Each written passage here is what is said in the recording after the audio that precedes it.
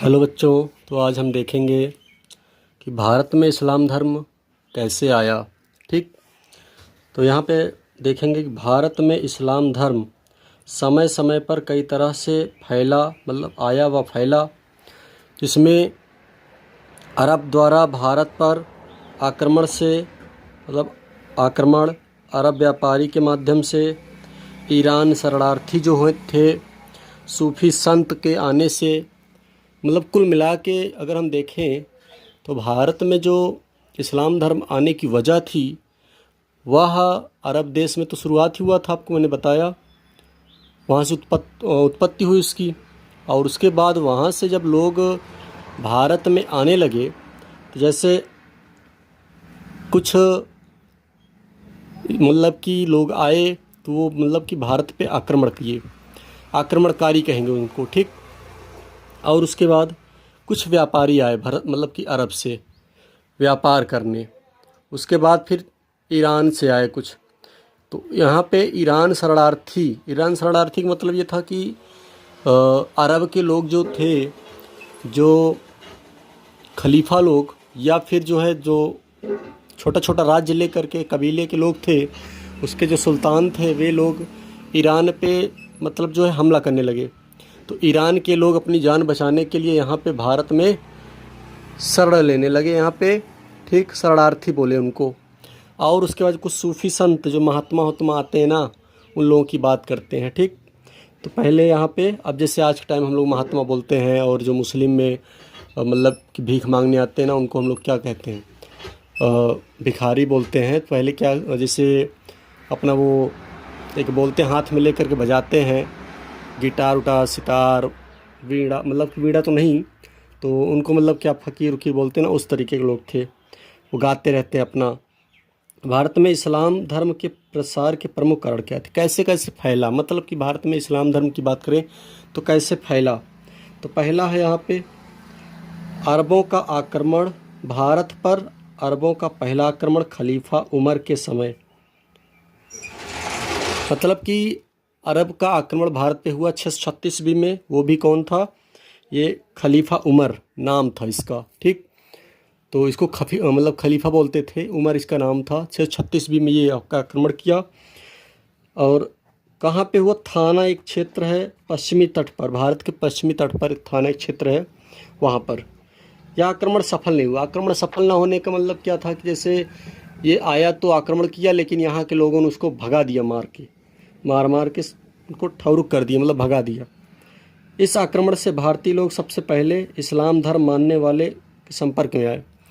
तो जब आक्रमण किए तो उसके बाद जो है, जो भारत के लोग थे वो सबसे पहले इस्लाम धर्म को मानने वाले जो लोग थे उनके संपर्क में आए। धीरे धीरे उनके मतलब कि घनिष्ठता हुई, बातचीत हुई।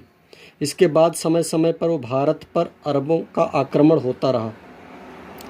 तो ऐसे समय, मतलब जैसे कुछ टाइम बीते, उसके बाद फिर अरब के कुछ लोग आए, उसके बाद आक्रमण कर दें, फिर कुछ समय बीते, फिर आए आक्रमण कर दें, इस तरीके से। तो पूर्ण सफलता किसको मिली, मोहम्मद बिन कासिम। ये मोहम्मद बिन कासिम था, एक व्यक्ति, एक मतलब लड़का जो है, वहाँ से एक सुल्तान बोल सकते हैं, वहाँ से ये आया।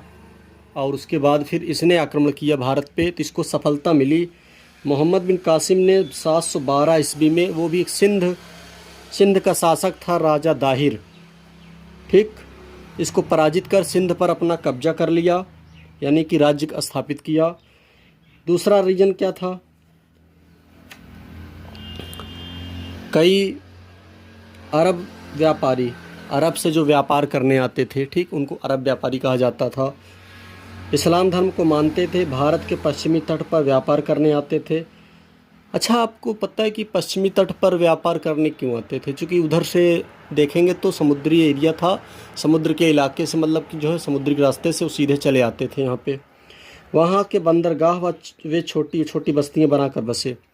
तो वहाँ पे जब पश्चिमी तट पे आते तो वहाँ पर क्या होता कि छोटे छोटे मतलब कि बंदरगाह, और उसके बाद छोटी छोटी बस्तियाँ। जैसे आपने कभी देखा होगा कि जो कुछ लोग जाते हैं, कुछ समय के लिए वहाँ रहते हैं अपना, जैसे कोई कुंभ में आप देखे होंगे, जैसे कुंभ लगता है हमारे प्रयागराज में, तो क्या होता है कि आकर के मतलब टेंट उंट लगा कर, तंबू लगा करके वहाँ रहते हैं, कुछ अपना व्यापार करते हैं, मतलब कि 2-3 महीने का जो भी होता है, अपनी सामग्रियों को बेच करके फिर ख़रीद कर, या फिर जो भी है मतलब आते जाते थे। इस तरीके से ये भी रहते थे। ठीक, तो राजा लोग वहाँ के जैसे थे, जैसे हमारे यहाँ पे क्या है कि मुख्यमंत्री जी हैं, तो कुंभ में लगने वाले मेले को बात करें, मतलब मेले की बात करें, तो मेले में आने वाले जितने लोग भी हैं, चाहे वो मतलब कि दर्शन के रूप में आए, दर्शनार्थी बन के, या फिर जो है स्नानार्थी बन के, या फिर व्यापारी बन के आए, तो उनको व्यवस्था देना उनका काम होता है। तो राजाओं ने उन्हें बसने के लिए मदद की, मतलब कि घर दे दिया, लो भैया बसो आओ। और उसके बाद अब उन्हें अपने घर गोदाम बनाने के लिए ज़मीन दे दी, लो भैया अपनी मतलब कि यहाँ पे आओ, ज़मीन ले लो, तुम बनाओ, यहाँ रहो। और उसके बाद जो है फिर इन व्यापारियों के प्रभाव से आसपास के लोग इस्लाम धर्म से परिचित हुए।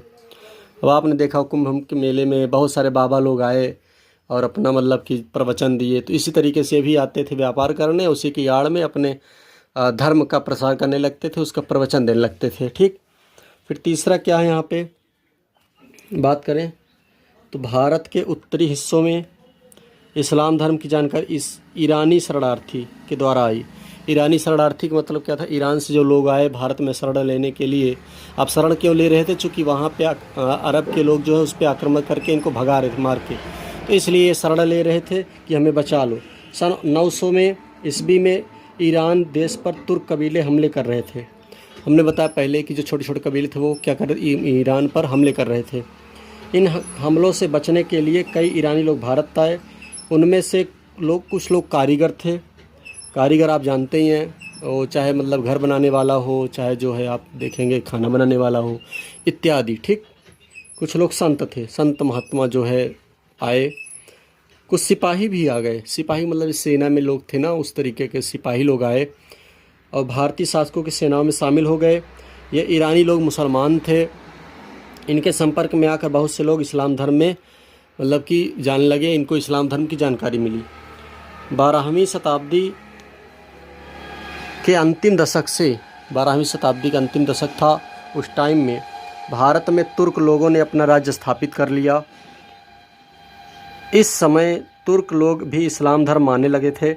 तुर्कों के साथ बड़ी संख्या में ईरानी, अफ़गानी, ईरान के लोगों को ईरानी, अफ़गान के लोगों को यानी अफ़गानिस्तान के लोगों को अफ़गानी, और यहाँ पे खुरासानी, ये लोग मतलब एक तरीके से जैसे कहते हैं ना खुराफाती, ठीक, लोग भी आकर बसे। 12वीं, यहाँ पे अगली बात करते 12वीं शताब्दी में से 16वीं शताब्दी के बीच कई ऐसे फ़कीर हुए, जैसे संत हुए कबीर, नानक, तुकाराम, रामानंद, जिन्होंने साधारण भाषा में दोहे और गीत कहे, जो कि कबीर दास के दोहे तो आप सुनते ही होंगे ना, इस तरीके से जो ईश्वर के प्रति भक्ति भाव से भरे थे। ठीक, इन्हीं भक्त संतों की तरह कई मुसलमान संत भी थे, जैसे सूफ़ी संत कहते हैं, यानी मुसलमान संतों को सूफ़ी संत कहते हैं। जैसे अजमेर के ख्वाजा मोइनुद्दीन चिश्ती, पंजाब के फरीद, दिल्ली के निज़ामुद्दीन औलिया बहुत जाने माने सूफ़ी संत थे। ठीक, सूफ़ी संत के विचार भक्त संतों के विचार से मिलते जुलते थे।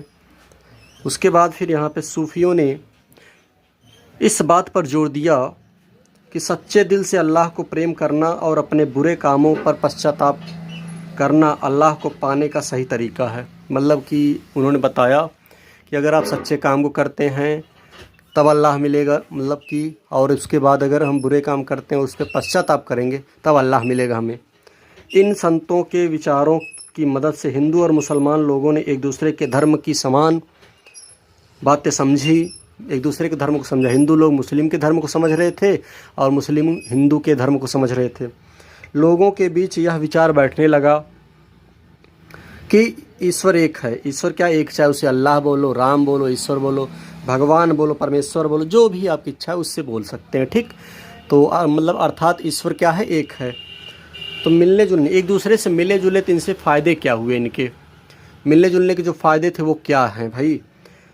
जब दो लोग अलग अलग संस्कृति के मिलते हैं तो आपस में मिलने के बाद बहुत कुछ सीखते हैं। जैसे हम लोग कहीं जाते हैं तो हमारे विचारों को जो लोग समझते हैं वो समझेंगे और हम उनके विचारों को समझ करके कुछ सीखते हैं। ठीक, जब अरबी लोग भारत आए तो अपने साथ वहाँ अरब के रीति रिवाज, चूँकि अरब के लोग आए तो वहाँ के रीति रिवाज को लेके आए, और उसके बाद जो है इस्लाम धर्म लेके आए। अरब भारतीयों ने एक दूसरे से बहुत कुछ सीखा, इनका रहन सहन, जीवन में बदलाव। कुछ अरब ने कई मतलब भारतीय ग्रंथों के माध्यम से भी कुछ सीखा, उनका अरब भाषा में अनुवाद किया। तो भारतीयों ने, यहाँ पे देखो मेन पॉइंट है क्या, भारतीयों ने अरब से क्या सीखा, अरब के लोग जो आए उनसे क्या सीखे भारत के लोग। पहला सीखे कागज़ बनाना, अच्छी बात है, अगर कागज़ न बनाए होते तो ये मतलब जो है हम लोग कुछ मतलब किताब उताब जैसी लिए हैं, ये किताब ना बनती, फिर कुछ और तरीका होता। ठीक, तो कागज़ बनाने से मतलब कि जो है हम कागज़ बनाने की जो विधि को सीखे हैं उसके माध्यम से हमें बहुत सारी सुविधाएं मिली हैं और हम लोग बहुत प्रोग्रेस किए हैं। चरखे से सूत कातना, चरखा तो आपको पता है गांधी जी के मतलब कि फेवरेट में बात करें तो गांधी जी तो सूत ही काटते, चरखा चलाते थे ना। तो इस तरीके से यहाँ पे तो चरखा चलाना कहाँ सीखा, मतलब चरखा से सूत कातना वो अरब के लोगों से सीखा। किसने भाई, सिले हुए सूट सलवार जो थे, कपड़े थे, कमीज थे, ये सब जो है अरब के लोगों ने हम भारतीयों को सिखाया। और उसके बाद फिर खान पान की बात करते हैं तो कचौड़ी एक शब्द सुने होंगे, और समोसा, समोसा तो लोगों का फेवरेट है, हर चौराहे पे आप देखेंगे आदमी कहता है चलो समोसा खाते हैं ना। समोसा बनाना और कचौड़ी बनाना ये हम लोग सीखे हैं अरब के लोगों से। और हाँ, हम लोग सीखे ही नहीं हैं, जितना सीखे उससे ज़्यादा सिखाए भी हैं। क्या क्या सिखाए हैं वो देखो। हिंदी संख्या से अरबी संख्या बनाना, हिंदी संख्या से अरबी संख्या बनाना हम लोगों ने किसको सिखाया, अरब के लोगों ने, यानी इस्लाम धर्म को। ठीक, संख्या की गणना करना मतलब गिनती करना, कैसे संख्या को काउंट किया जाता है 1 2 3 4 इस तरीके से। ठीक, ज्योतिष विद्या के बारे में आप मतलब कि जो ज्योतिष विद्या होती है, भविष्य बताते हैं, उसके बारे में हम लोगों ने सिखाया किसको, अरब के लोगों को।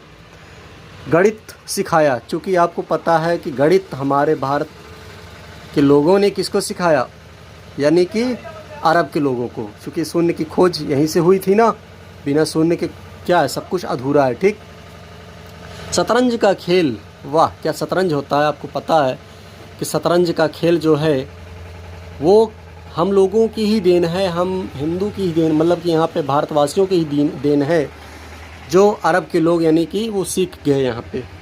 भारतीय संगीत, जो हम लोग संगीत गाते हैं बढ़िया से, हमारे देश का मतलब जो है एक गौरव है, वो भी कौन मतलब कि यहाँ से सीख के गए। ठीक, चिकित्सा शास्त्र, बताओ आज के टाइम में चिकित्सा शास्त्र यानी कि आयुर्वेद का ज्ञान बहुत ज़रूरी है। और जिस यहाँ पे सीखने का जो श्रेय, यानी कि सिखाने का जो श्रेय है वो हम लोग भारतीयों का है, जिससे अरब के लोग सीखे। ठीक, और इसके बाद हम लोग यहाँ पे इतना चीज़ें इन अरब लोगों को सिखाए भी, कुछ सीखे भी। तो बस आज तक क्लास यहीं पे रखते हैं, उसके बाद फिर अगले दिन। ठीक, तब तक के लिए धन्यवाद।